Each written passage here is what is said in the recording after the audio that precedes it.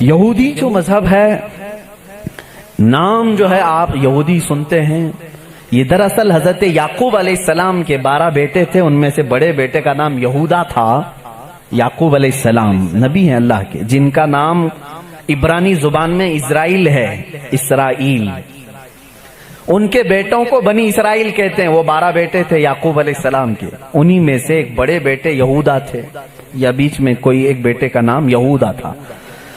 اسی نام سے جو بھی بنی اسرائیل ہوتا اسے یہودی کہا جانے لگا۔ یہودی ایک قوم کا نام ہو گیا، وہ اب اس کو انگلش میں جیوز کہتے ہیں آج۔ جیوز یہ دنیا کی شریر قوم ہے، بڑی شریر قوم ہے۔ پہلے یہ لوگوں نے نبیوں کا قتل کیا ہے۔ ان کے بارے میں کیونکہ میں وہی باتیں کر رہا ہوں جو قرآن کہہ رہا ہے۔ اگر آپ کہیں گے بہت کٹر پنتھی ہو جائے گی تو پھر قرآن کو بھی بند کرنا پڑے گا۔ قرآن کہتا ہے یقتلون النبیین بغیر حق، یہ ناحق نبیوں کا قتل کرتے تھے۔ جب قرآن ان کی باتیں بیان کر رہا ہے تو میں کیوں نہ بیان کروں؟ یہ شریر قوم تھے، حق بات کو کبھی تسلیم نہیں کرتے تھے۔ بہرحال زکریا علیہ السلام کے قاتل یہ ہیں، یحییٰ علیہ السلام کے قاتل یہ ہیں، اور عیسیٰ علیہ السلام کو سولی پر چڑھانے کے سارے بندوبست انہی نے کیا۔ یہ بات مجھ سے نہیں، عیسائیوں سے جا کے پوچھ لو، ان سے پوچھنا جیزس کو کون سولی پر چڑھایا تھا، جبکہ ہمارا عقیدہ ہے کہ عیسیٰ علیہ السلام کو سولی نہیں دی گئی۔ ہمارا عقیدہ ہے، قرآن سے ثابت ہے، اس پر میں بعد میں گفتگو کرتا ہوں۔ لیکن یہ یہودی قوم بڑی پرانی ہے، یعقوب علیہ السلام سے چل رہی ہے، ٹھیک ہے، کافی پرانی۔ یہ مانتے کس کتاب کو؟ کسی بھی دین کو، کسی بھی مذہب سے ہم کو اگر بات کرنا ہے تو اس کی جو مقدس کتاب ہے اسی سے بات کرنا۔ میں بھی انہی سے بات کروں گا، ہوائی فائرنگ نہیں۔ جو مقدس کتاب تمہارے نزدیک ہے اسی کی باتیں اگر میں رکھتا ہوں۔ یہاں محفل میں اتنا وقت نہیں ہوتا، تھوڑی تھوڑی جھلکیاں میں دے کر کے جاؤں گا تاکہ جو ریسرچ اسکالر ہیں وہ اس کو آگے بڑھائیں اور پھر اپنی تحقیق سے لوگوں کے سامنے یہ باتوں کو لائیں۔ یہودی قوم جس کتاب کو مقدس مانتی ہے وہ تورات ہے، جو موسیٰ علیہ السلام پر نازل ہوئی، اور زبور ہے جو حضرت داؤد علیہ السلام پر نازل ہوئی۔ ان کتابوں کے مجموعے کو آج انگلش میں اولڈ ٹیسٹمنٹ کہا جاتا ہے۔ یہ کتابیں مارکیٹ میں دستیاب ہیں، ان کو کیا کہتے ہیں؟ Old testament. تقریباً اس کتاب میں جو الگ الگ چھوٹی چھوٹی کتابوں کو ملایا گیا ہے 73 کتابوں کا مجموعہ ہے اولڈ ٹیسٹمنٹ۔ جیسے قرآن میں 30 پارے ہیں نا، پہلا پارا، دوسرا پارا، تیسرا پارا، اس طرح سے اس میں پارے سمجھ لیں یا الگ الگ ٹاپکس۔ یہ کتنے ہیں؟ 73 ہیں۔ اس میں بھی ان کا بڑا اختلاف ہے، میں سارے اختلافات نہیں بتا سکتا آج، لیکن قرآن میں سب کا اتفاق ہے، چاہے وہ شیعہ ہو، دیوبندی ہو، وہابی ہو، اہل حدیث ہو، کوئی بھی ہو۔ جو عقیدہ ہم رکھتے ہیں اہل سنت و جماعت کہ قرآن کے 30 پارے ہیں، سب کا اس بات پر اتفاق ہے۔ لیکن اولڈ ٹیسٹمنٹ پر سب کا اتفاق نہیں، ان میں سے کچھ مذہب 73 مانتے ہیں، کچھ 66 مانتے ہیں، 66 مانتے ہیں، کچھ لوگ 27 مانتے ہیں۔ بہرحال اولڈ ٹیسٹمنٹ میں ایک باب ہے جس کو استثناء کہتے ہیں، ایک پارے کا نام ہے، ایک کتاب کا، ایک جز کا، جس کو ڈیوٹرونومی انگلش میں کہتے ہیں۔ اس میں ایک آیت آئی ہے۔ آیت ظاہر سی بات ہے اللہ کی ہے، آیت اللہ کی ہے اور موسیٰ علیہ السلام پر نازل ہو رہی ہے۔ اللہ تعالیٰ فرما رہا ہے، اے موسیٰ، میں تمہارے بعد تمہارے بھائیوں میں، بھائیوں سے مراد نبیوں میں، ایک ایسا نبی بھیجوں گا جو تمہاری ہی طرح سے ہوگا، تمہاری ہی طرح سے ہوگا، لیکن میں اس کے منہ میں اپنی زبان رکھ دوں گا۔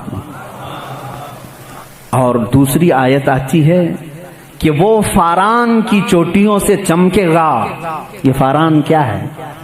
یہ فاران کی چوٹیاں کہتے ہیں مکہ مکرمہ میں جو اب پہاڑ ہے، جبل کعبہ جو خانہ کعبہ کے قریب، انہوں نے اس کو سب ختم کر دیا، آج وہاں پر بادشاہوں کے محلات بنے ہوئے ہیں۔ وہاں فاران کی چوٹیاں کہا جاتا تھا کہ وہ مکہ کا ایک پہاڑ ہے، اور मुकद्दस किताब ओल्ड टेस्टामेंट में कहा जा रहा है कि वो चमकेगा कहां से? फारान की चोटियों से। अब मैं उसकी तरफ आता हूं। बेचारे ईसाई कहने लगे कि ये जो बशारत आई है मूसा अलैहिस्सलाम को, उससे मुराद हमारे नबी ईसा अलैहिस्सलाम हैं।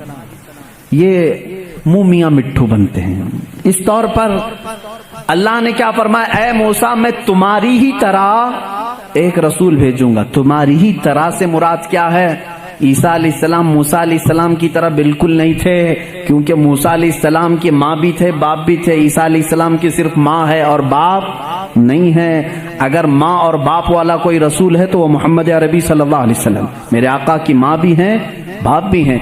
मूसा अलैहिस्सलाम की तरह ईसा अलैहिस्सलाम नहीं हो सकते।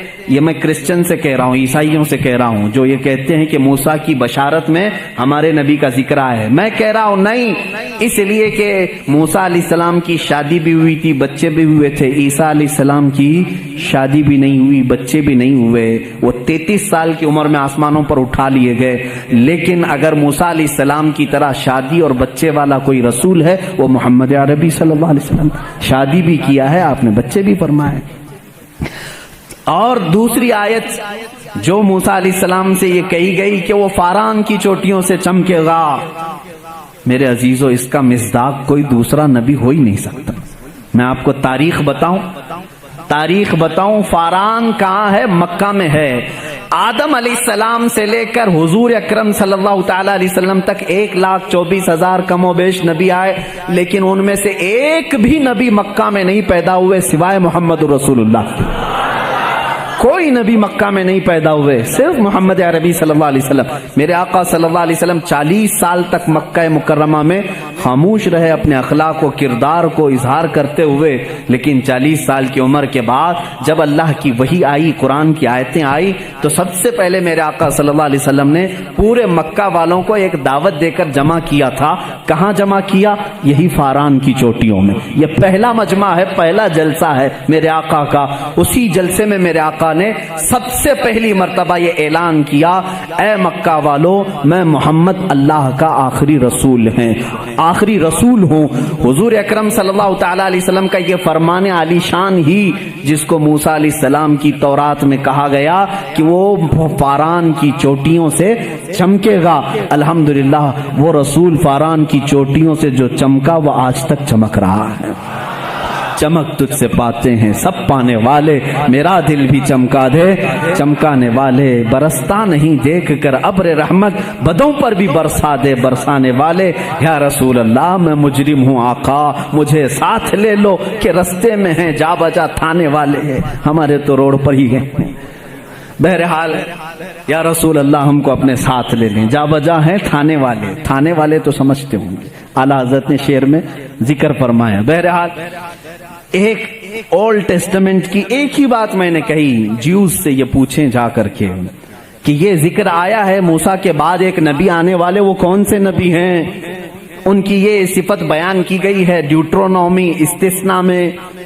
ओल्ड टेस्टामेंट में ये जिक्र आया है, वो कौन है? वो कौन सा रसूल है? आखिर तुम ही बता दो। वो आज तक नहीं बताएंगे। वो कहते हैं कि शायद आने वाला है, इस रसूल के बाद अब कौन और आने वाला है? अब कौन आने वाला है? चलो इसको नहीं मानते। दूसरी बात मैं कहता हूं, सुलेमान अलैहिस्सलाम को भी ये बहुत मानते हैं। कौन? ज्यूज, यहूदी, जिनको इंग्लिश में सोलोमन कहा जाता है। सोलोमन, हजरत सुलेमान अलैहिस्सलाम को ये सोलोमन कहते हैं।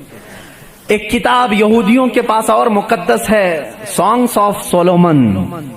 सॉन्ग्स ऑफ सोलोमन का मतलब हजरत सुलेमान अलैहिस्सलाम जो मुनाजात करते थे अल्लाह की बारगाह में, वो अशार होते थे इब्रानी जुबान के।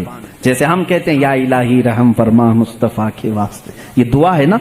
सुलेमान अलैहिस्सलाम इस तरह दुआएं जो करते थे, वो सारे इन्होंने उसको सॉन्ग्स कहा है और उसको जमा किया गया है सॉन्ग्स ऑफ सोलोमन नाम से। इसमें तो शक की गुंजाइश ही नहीं, क्योंकि हैरत इस बात की होगी, वो इब्रानी जुबान जिसको आज हेब्रू कहते हैं, इजराइल में आज भी बोली जाती है।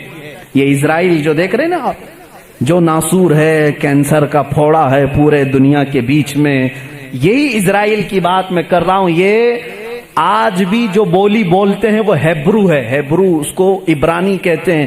اس زبان میں آج بھی سانگس آف سولومن، حضرت سلیمان علیہ السلام کے مناجات میں یہ لکھا گیا ہے، سب سے پیارا، سب سے مبارک، سب سے شان والا، جس کی اللہ کے ہاں پہنچ ہے، جس کی اللہ کے ہاں مرتبت ہے، اس کا نام محمد ہے۔